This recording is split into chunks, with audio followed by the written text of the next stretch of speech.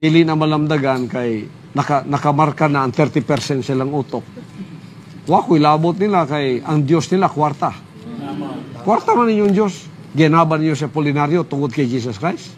Sinususulan mo ang presidente na ipapasara ang kapa. Bakit? Anong purpose mo doon? Kasi wala nang membro mo na nagbinta ng photo? Naku, kibuloy. Ayaw mugso diha kay ilad na. Wa na'y kwarta ang katapusang dito sa unahan. Ug wa na'y mamalit, wa na'y mukagat. Muna to'y mabiktima. Ayaw mo ana because ang kaparaba is a continuing crime. Kasi po yung mga kalaban po natin is sobrang mga bigatin. Wala po tayong laban sa kanila. Lalong-lalo na po kay Apollo Kibuloy. Si Apollo Kibuloy po is the spiritual advisor ng presidente at meron po silang matagal na pinagsamahan. Yun, naalala ninyo ang mainit na sagutan nila ni Pastor Apollo Kibuloy sa social media at kahit sa radyo, television noon. Ito'y may kaugnayan sa investment scam na kapa. No? Dahil daw, humihina din ang kita sa solicitation ni Pastor Apollo Kibuloy. Now, sa pagkakataong yon, si Pastor Apollo Kibuloy ang kasalukuyang spiritual advisor ni dating Pangulong Rodrigo Duterte. Napasarado ang kapa at nagtago si Pastor Apolinario, Jewel Apolinario, ngunit nahuli. Sino bang mag-akala na yung kalaban niyang pastor na si Pacquiao ay posibleng magiging kakusa din niya? Ating tatalakayin ito, samahan ninyo ako.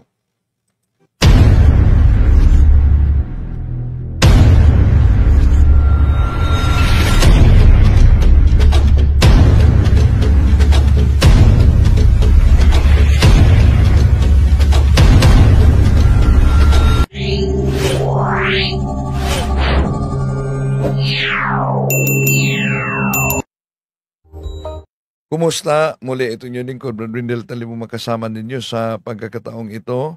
At nanyiyahan natin ating mga suking taga-subaybay. Huwag kalimutang pindutin ang like sa ating live at huwag din kalimutang mag-subscribe at pindutin ang bell button para updated kayo sa ating talakayan, mag-comment at i-share ninyo. So, siguro daming nagyaying kaanib din at miyembro sa kapa na nagsubaybay natin. Ito'y nagsimula sa General Santos, malakas ito noon, sa General Santos City. Pero nang lumakas itong tinatawag na investment scam na kapa, doon na nagsalita si Pastor Apollo Kibuloy. At siya noon ang spiritual advisor ni dating Pangulong Rodrigo Duterte na noon ay kasalukuyang presidente. Nagkasagutan pa sila. So, ang nangyari, may deklarasyon si dating Pangulong Rodrigo Duterte na apasarado at imbestigahan at hulihin si Pastor Jewel Apolinario. Kaya nagtago doon si Pastor si Apolinario.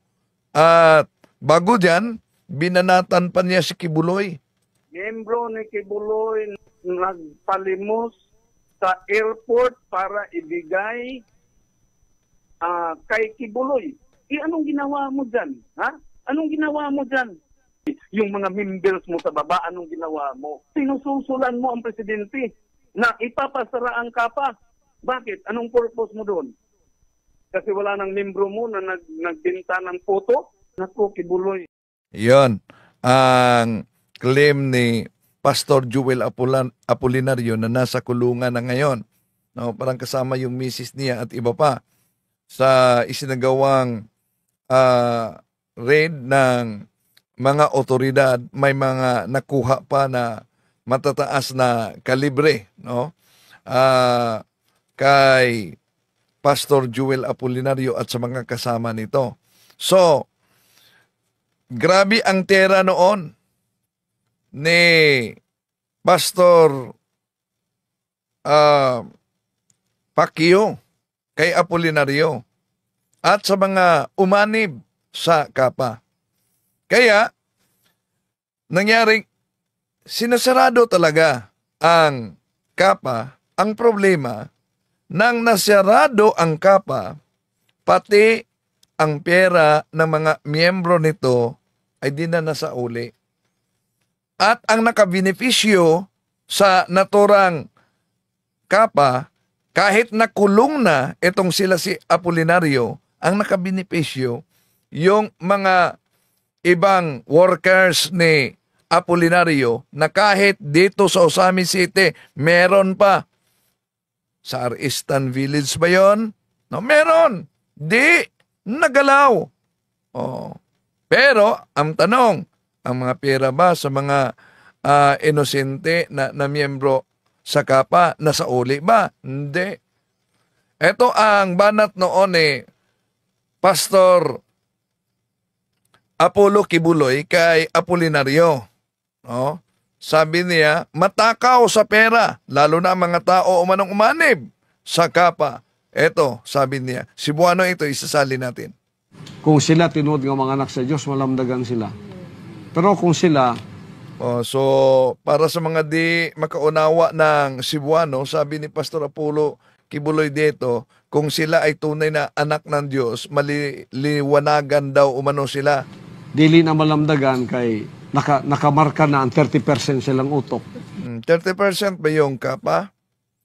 30% versus 10% na koleksyon ni Pastor Apollo Kibuloy. 30% ba yon ang masauli sa mga nag-invest sa naturang Kapa?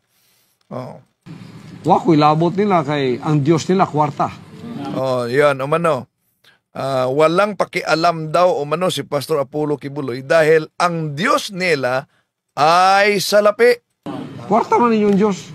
Pero naalala niyo ba yung pinarinig nating audio na galit dito?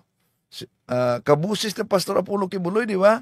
Dahil bumaba ang koleksyon daw niya. Tuloy natin. Ginaban niyo sa Apolinario tungkol kay Jesus Christ?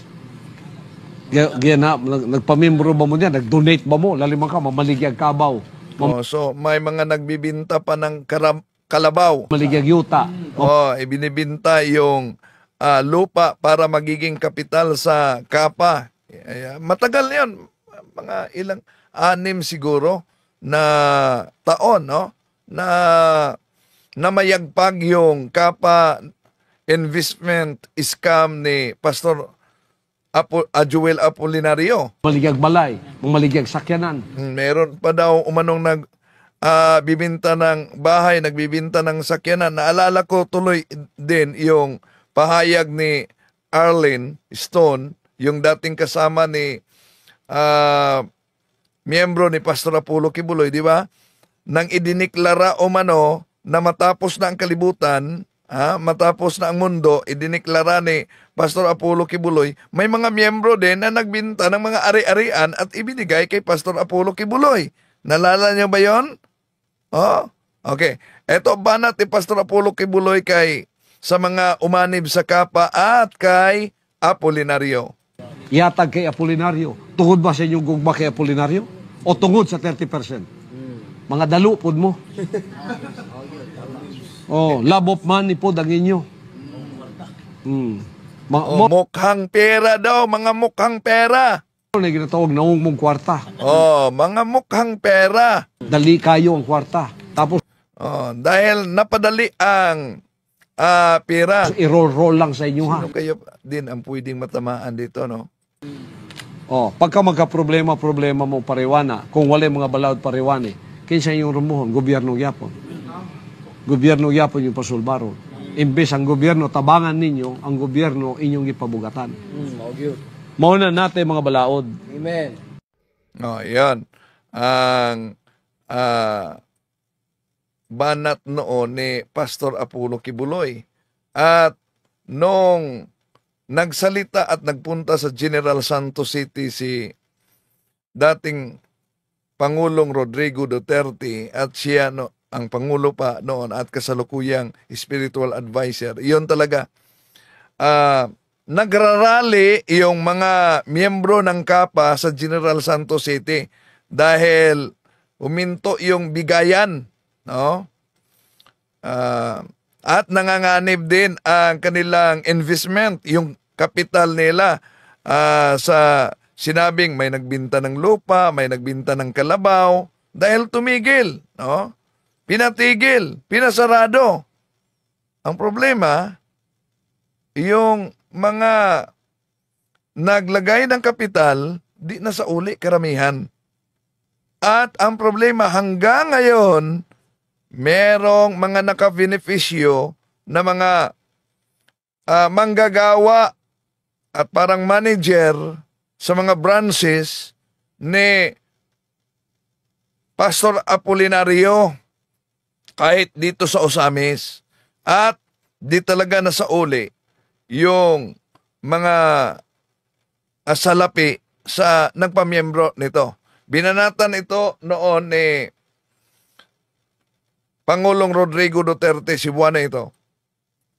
Is a continuing crime. Mo ingon gani nga doble.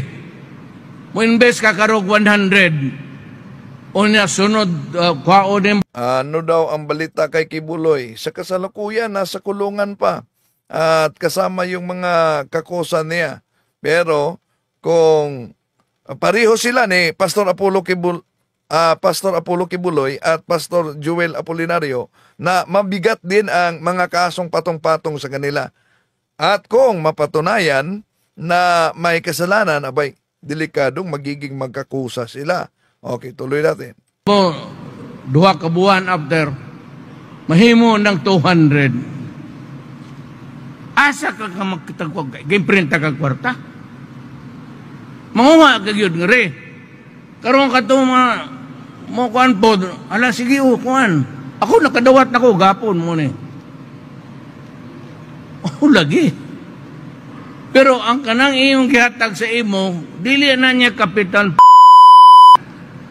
Ang iyan ang dinawat sa uban. Oh, sige. Yun, eto na. Matapos nagsalita si Pastor Apollo Kibuloy sa kaniyang SMNI noon at sa radyo bilang isang spiritual director, doon sumunod na ang banat ni dating Pangulong Rodrigo Duterte na kasalukuyang Pangulo noon sa KAPA ni Apolinario. Bayad po dahil siya. Tuo lang muna ako kay abogado ko idyo kong Kayo na nagsubaybay ngayon, miyembro ba kayo sa KAPA? Nasa uli ba yung pera na kapital ninyo sa tinatawag na investment scam ni Pastor Apolinario? Si Pastor Apolinario daw ay pastor ng Seventh-day Adventist, pero sinabi ng mga Adventista na ibang grupo siya, faction siya. Presidente, ug na ay tinuod pa na di porbida Ginoo. Ako na mo ingon, sige. Hasta ko mo apel na. Ayaw mugsud diha kay ilad na. Wag kayong papasok diyan dahil isang panlilingla yon, sabi ni San Dave. Wala na uli oy. Parang umanib yata ito sa KAPA. Okay, tuloy natin. Wa na'y kwarta ang katapusang dito sa unahan. Pero kung hindi iingay si Pastor Apollo Kibuloy, posibleng magpatuloy itong KAPA ni Apolinario. Pero sabi ni Apolinario kasi na si Kibuloy ay apektadong-apektado dahil yung pagbibinta ng pagkain daw, yun ang at pag-solicit, apektadong-apektado. Miyembro ni Kibuloy nagpalimos sa airport para ibigay kay Kibuloy anong ginawa mo dyan? Ha? Anong ginawa mo dyan? Yung mga members mo sa baba, anong ginawa mo? Sinususulan mo ang presidente na ipapasara ang kapa. Bakit? Anong purpose mo doon? Kasi wala nang membro mo na nagbenta ng photo? Naku, Kibuloy. Nasara talaga ang kapa. Pero problema, nang nasara ang kapa, daming mga miyembro ng kanilang kapital ay di talaga nasauli. Di po ba? Na-freeze yung salapi? Anong mangyari noon? Oh. Lalo na sa mga miyembro na di nasauli, biktima talaga. Pero, ito ang totoo. Hanggang ngayon, may mga taong nakabenepisyo na mga manggagawa ni Pastor Joel Apolinario na hindi talaga nahuli at nakabenepisyo sa naturang pera. Meron din dito sa Osami City. Okay, tuloy natin. Wa na mamalit, wa na mukagat, muna to'y mabiktima. Ayaw mo ana because ang kaparaba is a continuing crime. Oh, so sabi pa dito ni Santo Benedicto, ang miyembro nagkapakapa. Oo. Pero ang mga wala masikop nga manggagawa ni Apolinario, perting ayahaya. Okay, tuloy natin. Dahil si Apolinario namamahagi ito ng sasakyan sa kaniyang mga manggagawa. Hantod karon sige lang gyapon sila ang uban nilang mga branches. Ang akong giingon sa NBI o sa pulis, dakpa. Kay ang stapa sa atong balaod nga gihimo sa Congress, large-scale stapa is non-bailable. Dili ka makapiyansa. Kamong tanda na sa kapa, mugawas gani ng inyong ngalan diya sa mga papel. Unya murag benefactor sponsor pagbantay mo. Kay maaresto gani mo, wala gyud. So, ibig sabihin, ang dami palang pangapangalang hindi lumabas dahil daming mga manggagawa, sa totoo lang, daming manggagawa ni Apolinario na hindi nahuli. At nakabenepisyo talaga sa pera ng kapa. Pero kahit di sila nahuli, may pananugutan kayo. Tuloy natin. Ay ambot lang mauli pa ba na?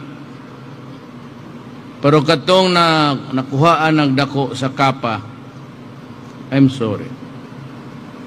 The operation will... Ano daw? Sabi ito ni LB Gaix, nagkapakapag yun.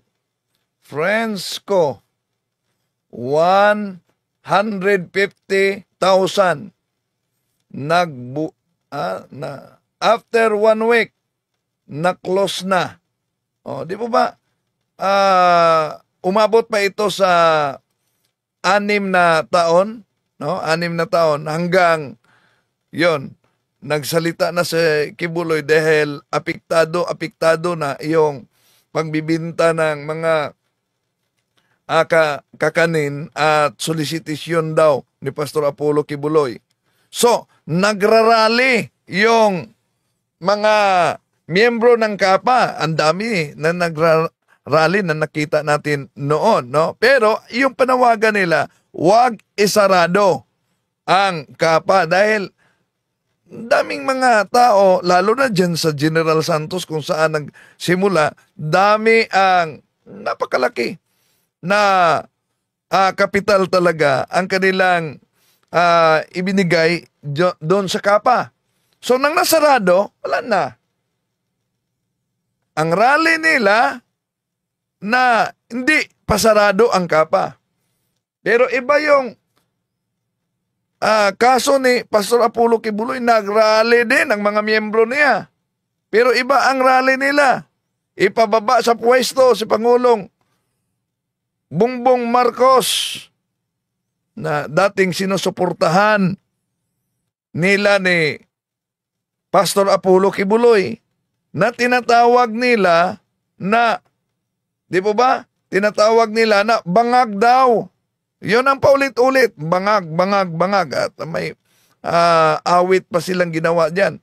Pero kung, di ba, kung talagang bangag, kung alam nila yan, ang tanong, bakit sinusuportahan nila? Tuloy natin.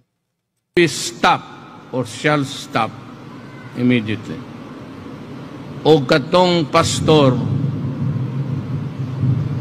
kita kada sulti na ako pastor. Dito na nagtago si Pastor Apolinario kasama yung misis at yung mga gwardiya nila na dami din na nagtatago. Tumakbo din ng ilang buwan bago siya nahuli. At nakipagbakbakan pa sa reading team. O sige. Nga na iya man ang ipalakaw niya. Si Duterte, balikas ko nga tos dinsan, kada sultes akong pangan, kilat. Ulol, yung impirno na gahuwat sa imo. Pastor kang mangilad ka, bantay ka lang. No, yon ang galit ni Duterte kay Apolinario, kaya nagtago talaga si Apolinario dito, no? Tagong-tago talaga si Apolinario.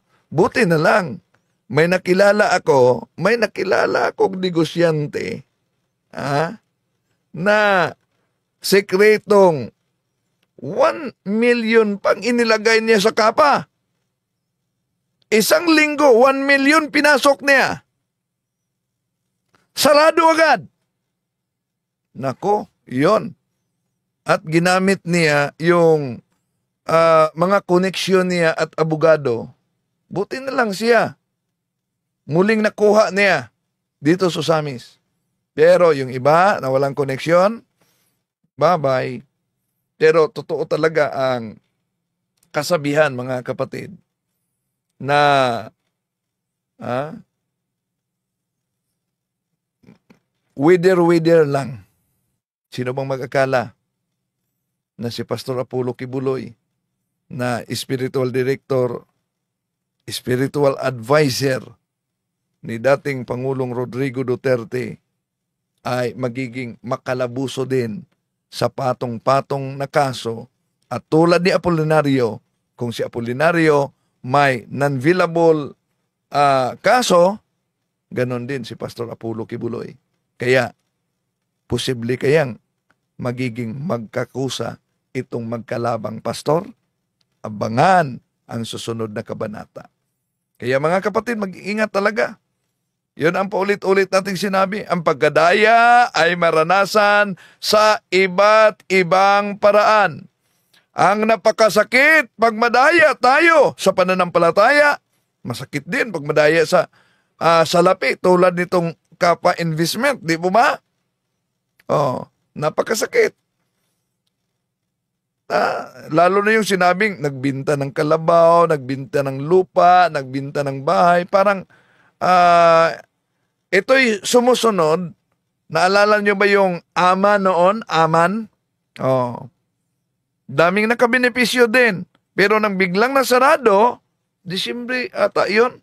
No? Daming mga may nag-suicide pa. Totoo yun. No? Dito sa Osamis, meron pang hotel na nasarado. So, ayun nga, totoo. Ang pagkadaya ay maranasan sa iba't ibang paraan. Napakasakit pag madaya tayo sa salapi, lalo na sa investment scam. Pero mas lalong delikado pag madaya tayo sa pananampalataya dahil nanganganib pati ang ating kaluluwa. Magsuring mabuti. Okay? Pasok na tayo sa punto por punto.